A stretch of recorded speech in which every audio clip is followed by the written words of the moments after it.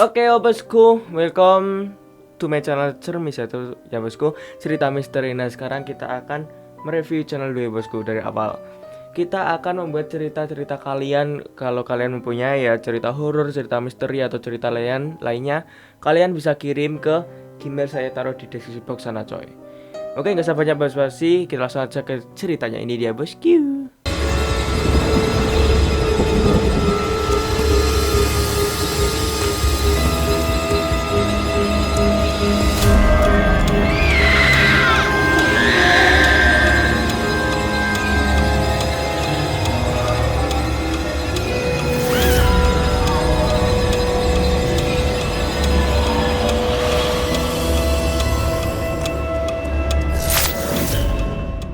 Nah, kita sebut saja namanya ini Pak Dulhanan ya. Umur dia itu sekitaran 40 tahunan. Tapi di beberapa hari terakhir ini ya, Pak Dulhanan itu seperti kehilangan lah di kampungnya itu semua warga kampung ya.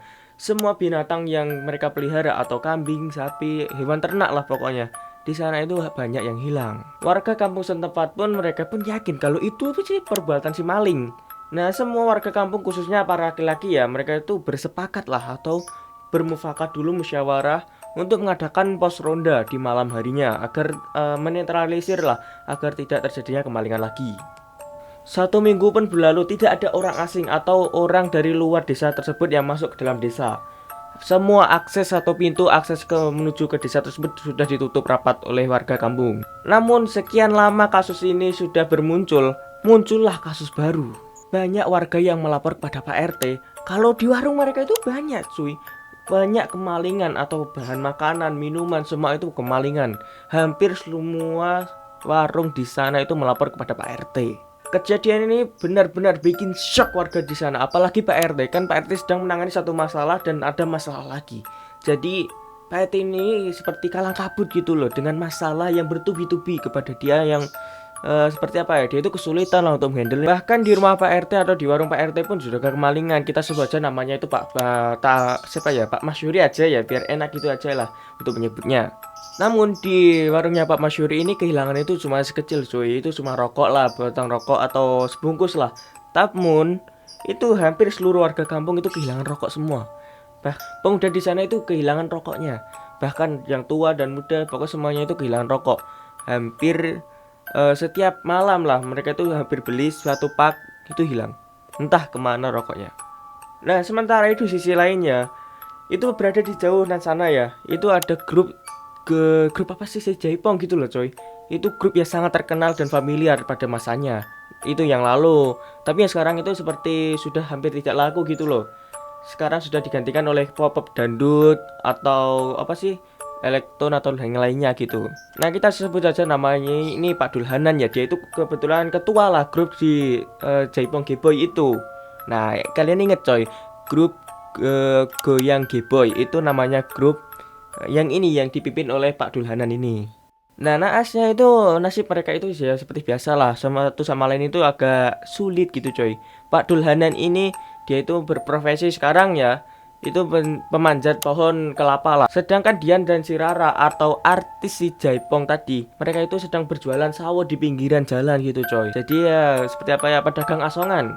Nah singkat cerita si Dulhanan ya, dia itu tidak bisa tidur pada malam hari. Dia itu berniat masuk ke dalam gamelan atau ruang yang disimpan alat-alat gamelan tersebut.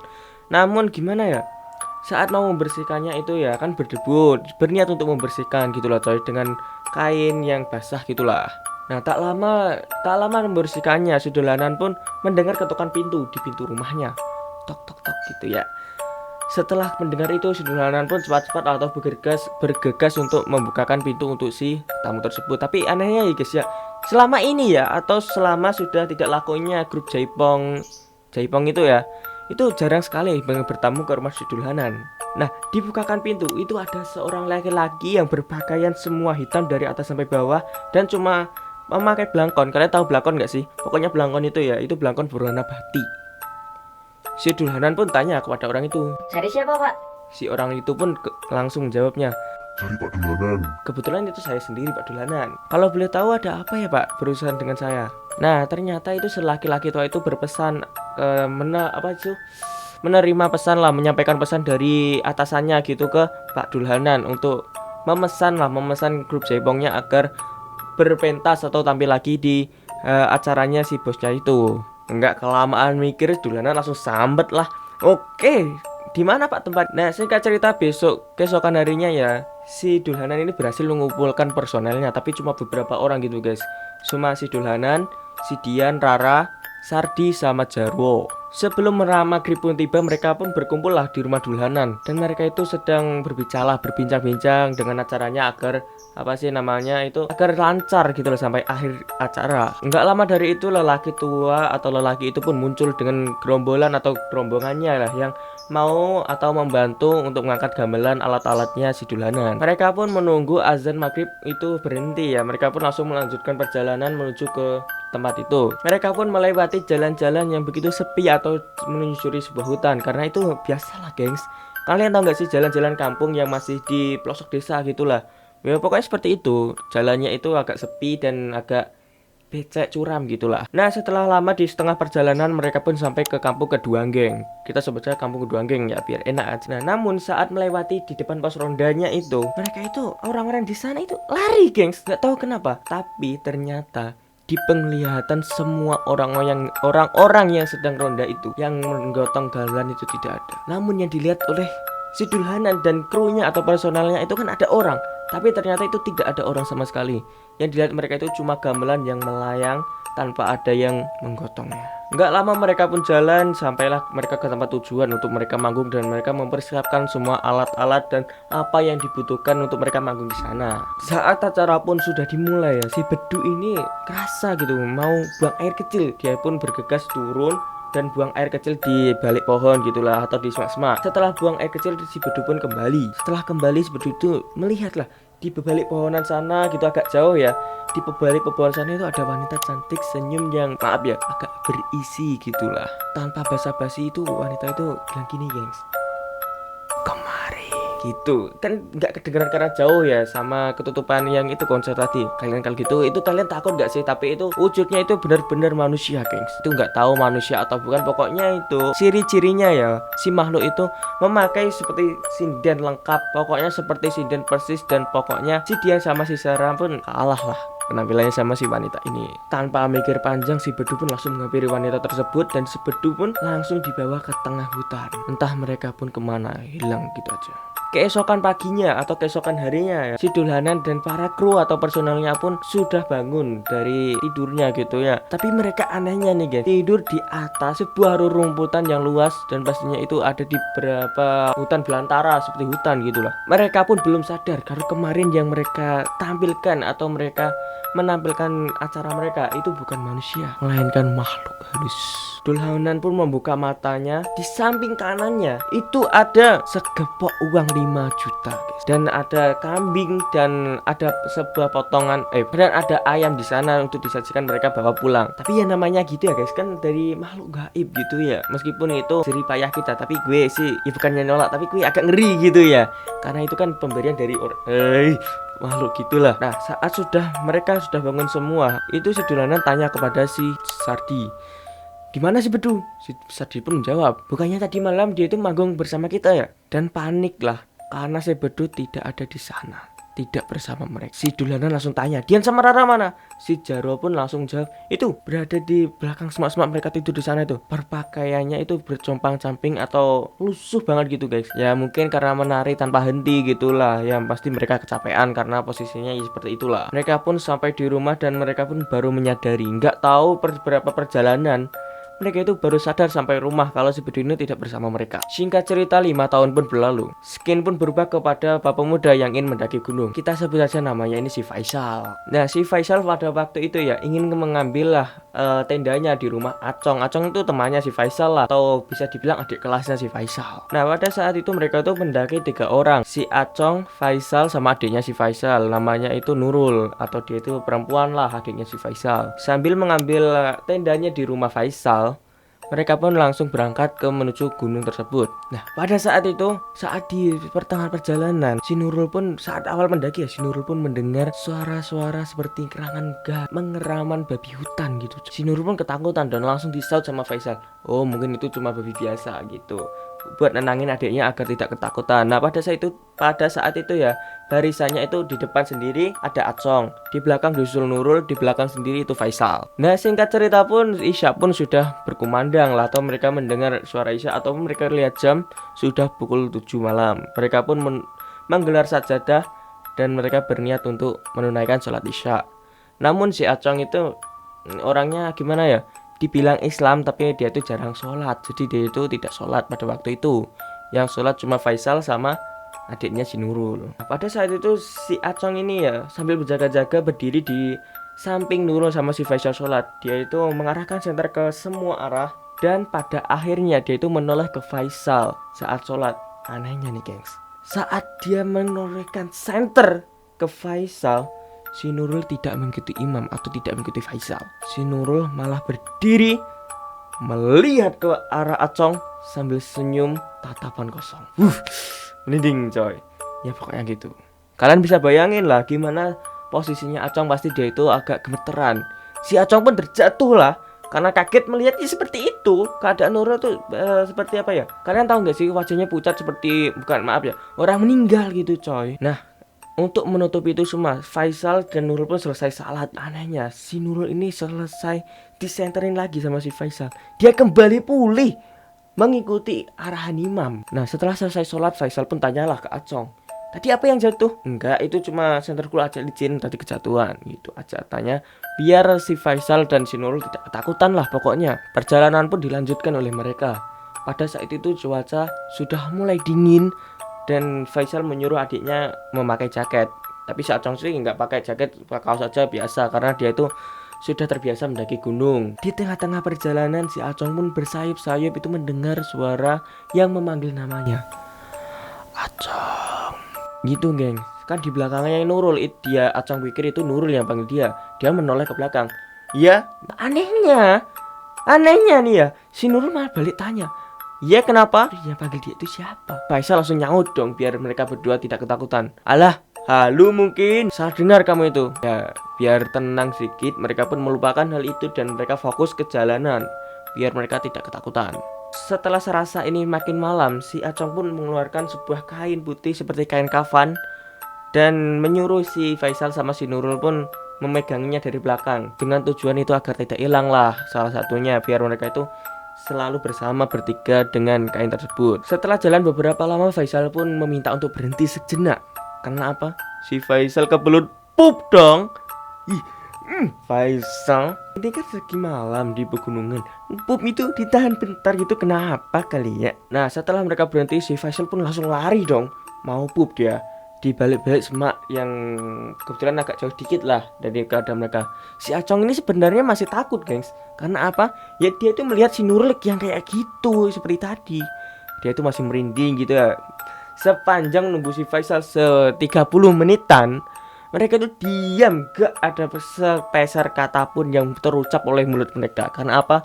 Si Faisal itu takut dengan Nurul karena tadi, dan si Nurul pun sepertinya agak malu-malu atau gimana gitu ya. Pokoknya dia itu tipe orang pendiam. Nah, sudah dikira ini beberapa lama, hampir 1 jam si Faisal itu tidak kembali ya. Si Acong pun berniat lah untuk menghampiri si Faisal, takutnya ada apa-apa gitu ya. Nah, si Faisal waktu itu mengarahkan senternya kemanapun. Si Faisal di situ tidak ada coy. Dia itu mencari-cari Faisal sambil meneriaki, "Ke Faisal gitu, sambil meneriaki mencari Faisal." Nah, setelah senter tersebut mengarah ke timur, coba kalian tebak, senter itu menyoroti apa? Betul, senter itu menunjukkan kalau itu 3 orang gengs. Yang ternyata itu dilihat oleh si Acong itu adalah si Faisal, Nurul, sama dirinya sendiri. Tanpa babi bu, dia itu meneriaki Faisal sambil membawa batu segenggam tangan, melemparnya langsung ke arah itu. Cepat tebak apa? Hantu itu langsung tembus dong dari badannya. Dan perlahan ya, hantu tersebut pun menghilang secara perlahan-lahan gitulah ke tempat kegelapan. Nah, si Faisal sama si Acong pun kembali ke Nurul untuk mengajaknya melanjutkan pendakian untuk menjauhilah area tersebut agar tidak kejadian lagi gitulah. Dan mereka pun sampailah di sebuah gubuk kecil atau di pos ratu gitulah. Itu cukup hanya 2 orang saja di sana. Si Acong kepeketung pitu, punten, dijawab dari dalam, mangga gitu. Itu di kebetulan itu apa sih? Kalian tahu nggak sih coy? Kan ada seperti kalau bahasa Jawa ya gedek gitu ya, gedek. Namanya dari bambu gitulah, anyaman bambu. Dan itu tidak ada pintunya, cuma langsung kelihatan di sana itu ada seorang kakek-kakek yang seperti dukun gitulah. Dipercaya di sana itu adalah kuncen dari gunung tersebut. Nah, si Acong pun meminta izin kepada orang tersebut untuk menginap lah atau beristirahat dulu di sana. Seorang tersebut memperbolehkan. Nah, anehnya ini satu, geng. Belum selesai si Faisal sama si Acong itu menggelar tikar, si orang tersebut langsung lari lah ke arah Aceng lagi, Acong sama si Faisal dan si Nurul dan berkata, ini wanita Luknut. Ya seperti itu lah, pokoknya perkataannya itu agak sensitif gitulah. Nah, kita sebut saja ya namanya itu yang tadi dukun itu adalah Bapak Mujib. Faisal marah dong adiknya dibilang gitu. Tanpa babi bu, langsung Acong disuruh untuk menggulung tikarnya dan mereka melanjutkan perjalanan. Dan si Faisal menyeret si Nurul karena apa, dia tuh ya nggak terima lah adiknya digituin atau dibilang gitu sama si orang tadi. Nah, selang beberapa waktu si Acong pun menemukanlah tempat yang datar gitulah, yang nyaman untuk mereka untuk tidur malam itu. 20 menit pun berlalu dan tenda pun sudah didirikan. Si Acong pun tidur ya di samping kanannya Faisal, ini Faisal, dan di sininya atau kirinya Faisal ini adalah Nurul. Setelah 1 jam kemudian si Acong pun terbangun lah. Dia itu melihat ke arah luar dari tendanya. Dia itu melihat sayup-sayup seperti ada orang salat. Nah, dia itu menoleh lah ke kirinya Faisal, itu ternyata Nurul nggak ada. Dia itu berpikir kalau itu Nurul yang berada di luar sana. Dan si Faisal tuh berniatan mau lanjutin tidurnya lah. Nah, namun selang beberapa waktu saat rukuk gitu ya, Allah mau berdiri gitu takbiratul ihram, si wanita tersebut suaranya berubah drastis, berubah menjadi kakek-kakek tua yang suaranya berat, agak serak gitu guys. Allah, kalian paham lah, pastinya kalian bisa bayangin yang seperti itu. Nah, Acong pun mendengar itu langsung duduk dong, dan dia langsung menoleh ke arah wanita tersebut yang kebetulan dia tuh lagi ruku diperhatiin sama Faisal. Nah, karena penasaran, si Faisal pun langsung lah membuka sedikit gitu untuk mengintip wanita tersebut di luar sana. Setelah diintip dikit, wanita itu langsung lenyap. Hampir tidak ada orang di sana. Hampir itu kejadian itu cuma seakan-akan cuma halusinasinya si Acong aja. Nah, entah secara tiba-tiba di Nurul itu berada di sampingnya Faisal sambil berkata, cari saya ya. Tiba-tiba Nurul sudah berada di dalam tenda. Dan dia itu masih memakai mukenanya. Wajahnya begitu pucat dan kedua bola matanya si Nurul warnanya hitam legam, seperti bukan manusia biasa. Kalau kita gini gimana sih gengs? Kan mata kita itu seperti tengah gini 2 ya, dan sampingnya itu ada putih-putihnya. Itu enggak, si Nurul benar-benar hitam semua di matanya. Melihat wajah Nurul seperti itu, si Acong pun mau teriak pun nggak bisa karena dia tuh saking syoknya lah melihat posisinya seperti itu. Dia itu sampai kencing di celana sambil jubur gitulah. Acong pun buru-buru lah membangun Faisal. Faisal gitu ya, sambil membangun si Faisal dengan keadaan panik. Si Faisal pun bangun dengan keadaan yang masih ngantuk. Merogoh ranselnya, mengambil Al-Quran kecil dan menyodorkan ke wajah si Nurul. Tapi bukannya menerima Al-Quran itu, si Nurul malah mencekik kakaknya sendiri sampai hampir tidak bisa napas. Dengan cepat di luaran tenda itu terdengar suara seperti suara Abah Mujib tadi ya gengs, yang mengusir atau yang membilang wanita terkutuk kepada si Nurul tadi. Jadi babur itu Kaditu gitulah pokoknya. Gue gak tahu yang artinya itu ya, setan pergi kau dari sana. Itu bahasa apa gue gak paham ya coy. Sorry, maaf nih kalau kalian yang tahu bahasa ini atau berasal dari mana, asal daerahnya, mohon maaf. Kalian bisa koreksi di bawah ya, atau komen di bawah. Nah, sambil berkata begitu, si Abah Mujib kan membawa sebuah golok gitu ya, diancungkan ke atas. Si Nurul dalam tenda pun langsung melihat ke atas, dan tiba-tiba si Nurul pingsan. Si Abah Mujib pun langsung menyuruh mereka bertiga itu untuk keluar dari tenda, dan si Faisal langsung membopong adiknya, dibawalah keluar tenda dan dibantu dengan Acong yang membukakan tenda gitulah, pintu tendanya. Penampilan dari Abah Mujib ini pun ya agak khas gitulah. Ciri-cirinya itu dia itu mempunyai brewok gitu ya, brewoknya berwarna putih. Dia pun langsung tanya ke Faisal, apa tujuan kalian kesini? Si Faisal pun langsung menjawab, saya ingin menyembuhkan adik saya bah di sumur 7. di dalam hutan tersebut kebetulan. Lalu si Abah Mujid langsung menjawab, siapa yang menyuruhmu? Lalu si Faisal langsung menyaut lah, di dalam mimpi saya bah ada seseorang yang berkata begitu kepada saya. Langsunglah disaut dengan marah oleh kakek Mujib. Cuy, percaya sama perintah setan, gitu katanya. Langsung disambung dengan kata-kata Abah, langsung berkata begini, adikmu tidak akan sembuh di sana. Kamu bertiga ikut Abah. Nanti adik kamu bakalan sembuh bersama Abah. Sebenarnya sih Faisal itu tipikal ya, orangnya itu tidak mudah percaya kepada seseorang. Namun saat itu si Acong itu meyakinkan ke Faisal agar dia itu percaya kepada Abah Mujib. Nah, tak lama mereka berjalan, mereka itu seperti apa sih, ke tempat lah, sebuah tempat yang itu asing buat Acong. Bahkan Acong pun tidak tahu itu tempatnya di mana. Padahal si Acong ini kan orangnya itu sering mendaki gitu ya, dia itu tahu tempat-tempat di gunung tersebut. Tapi baru pertama kali si Acong itu tahu tempat itu. Langsung lah, itu kan ada 3 pohon pisang yang berjajaran. Si Abah itu menyuruh si Faisal untuk menaruh adiknya berbaring di atas rerumputan dan mundur 3 meter dari adiknya tersebut. Si Faisal langsung tanya dong kepada Abah tersebut, adik saya mau diapain, Bah?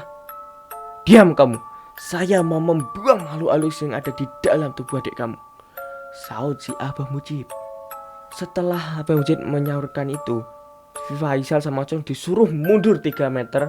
Dan dia langsung bergegas mengambil sebuah kafan dari balik pohon pisang itu dan mengafani si Nurul. Setelah mengafani si Nurul, si Mbah Mujid ini berkomat kami telah bagikan seperti dukun gitu lah, sambil memperagakan sebuah peragaan silat gitu coy. Kalian paham lah, seperti silat-silat gitulah. Mujid pun langsung berteriak kencang, Sukanta, ini pembalasan untukmu. Pokoknya gitu lagi sih ya, gue cuma peragakan ya gitu. Abah Mujid pun mengeluarkan goloknya dari dalam sakunya dan dia hendak menebas perutnya si Nurul. Si Faisal langsung lari dong, mau menerkam si Abah Mujid karena takut adiknya dong guys, itu adiknya di depan matanya. Digituin ya gimana kalau tidak panik gitulah. Anehnya saat melompat mau mengenai si Abah Mujid, Faisal terpental kembali ke beberapa meter. Karena itu seperti apa sih, ada dinding gitu pembatas. Seakan-akan itu tidak bisa ditembus oleh tubuhnya si Faisal. Si Acong pun mematung dan dia tidak bisa bergerak dan itu mati langkah, tidak bisa ngapa-ngapain di sana. Si Faisal pun memohon kepada si Abah Mujid agar tidak membunuh adiknya, karena itu adik satu semata wayangnya, karena itu cuma 2 saudara. Kataan Faisal dengan lirih-lirih yang pastinya itu sudah lemas lah karena terpental beberapa meter. Pandangan Faisal pun mulai kabur. Samar-samar dia itu sudah menyaksikan secara langsung gitu ya, karena matanya sudah mulai buram ya. Dia itu menyaksikan secara langsung adiknya mau ditebas, bahkan mau ditikam oleh Abah Mujib. Oke ya bosku, terima kasih sudah nonton sampai akhir video ya bosku. Gimana ceritanya?